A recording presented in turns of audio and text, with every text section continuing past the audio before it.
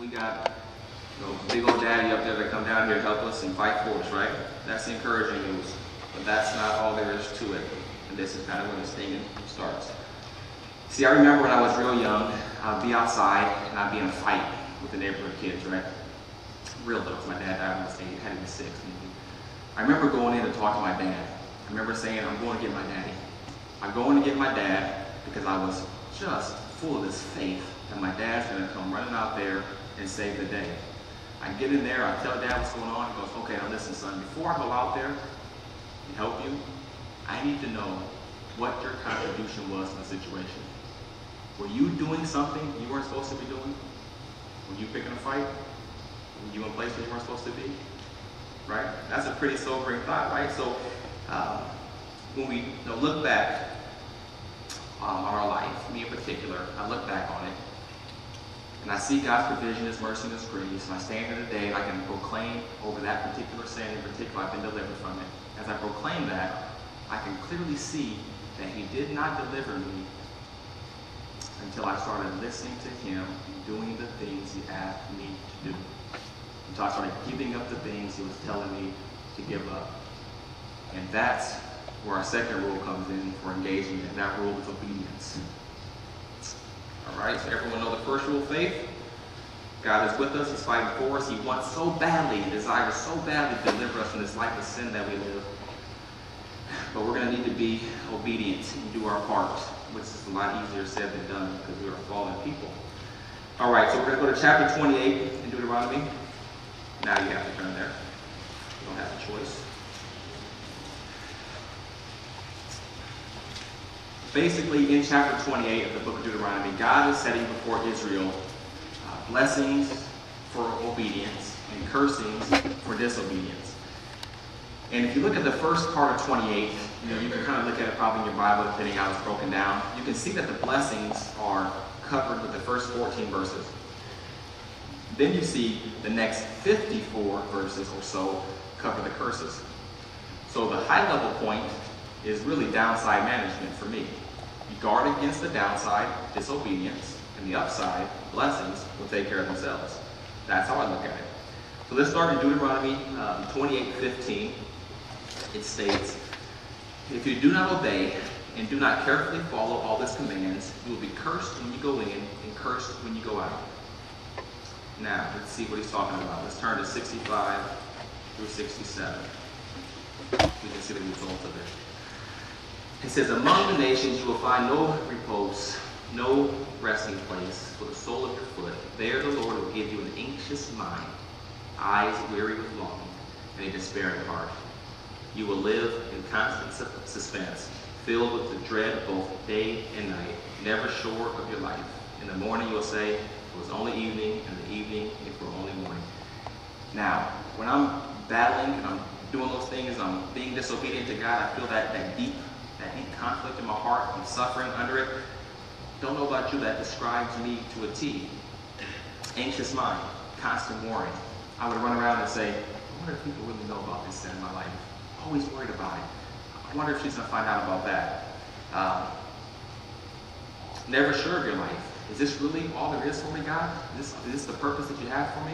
If you listen quietly, they'll say, no, I want more from you, but I can't take you there right now because you're not being obedient.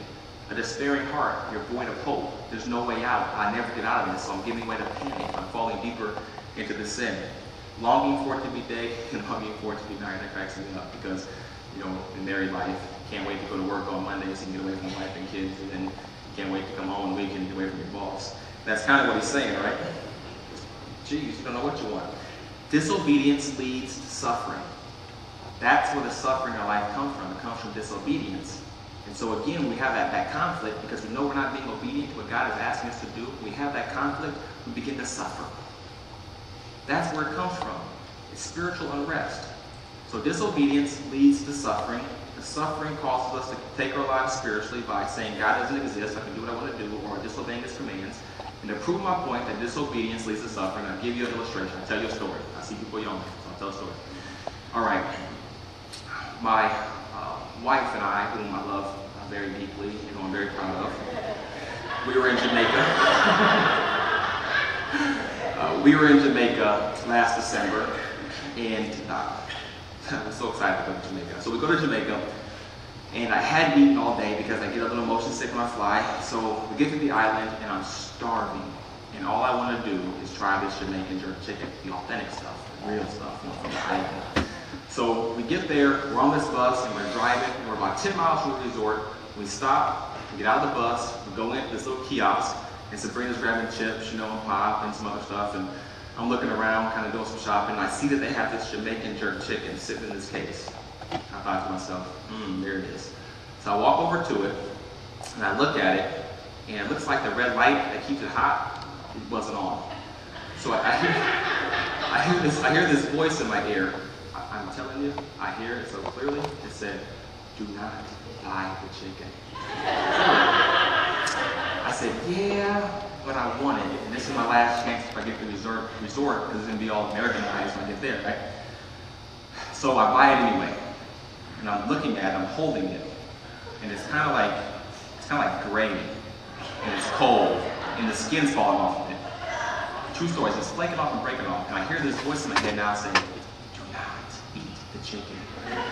Audibly, I said, I looked at my cell phone, 6 o'clock. They couldn't have been in there more than 3 or 4 hours to eat, and they have to know about food preservation techniques. I mean, this is a tourist stop. It'd be bad for business to sell spoiled food, right? I hear the voice say again, "If you don't want to listen to me, go ask your wife." True story. So I walk outside with it, so I'm kind of thinking like, I go outside and say, "Sabrina, look what I got. I got some Jamaican jerk chicken. You want some?" She goes, "I ain't eating that. Look at that thing." The skin's falling off that thing. And I was like, I said, "Yeah, but you have to think that they have food preservation techniques here, right? I mean, it's a tourist attraction." She's like, "Baby, listen to me. I'm just being honest. There are wild chickens running down the street right now. They are not paying attention to food preservation techniques." Just being honest. So I look at the chicken one last time. I reckon to myself that I'm young and I'm strong. If there's something in there, my body will just go, "Hey, I'm just saying." I didn't mean that really, but I'm healthy. So I'm young and I'm healthy. And so if there's anything in this chicken, my body's probably going to dispose of it without me even noticing it. So take a bite of it. I chew it. Not that Jamaican, not that dirty. Come on. Maybe I didn't get spotted with any sauce on it. Take another bite. Not good. So finally I throw it away and say to myself, that was pretty unfulfilling. So we get back on the bus, go to the resort, we have a great time. We have an absolute riot in Jamaica, and as we're leaving, we get on the airplane, and just as we're getting on, I break out into a full sweat. Full sweat. Had to have 103, 104 degree temperature. Stomach is feel like I've never felt before. Complete pain. Turns out that I have a severe case of salmonella poisoning that I don't find out about until I get back. I'm on this plane and we're flying at 35,000 feet, and I'm up there and I'm in this pain and this suffering and I'm miserable. I look at my wife and there's 2 of her now because I'm seeing double. And I say, "Brittany, listen, I gotta tell you something. I gotta relieve myself. It's killing me." And she goes, "Oh, baby, you're so cute. I love you. Go ahead and do it."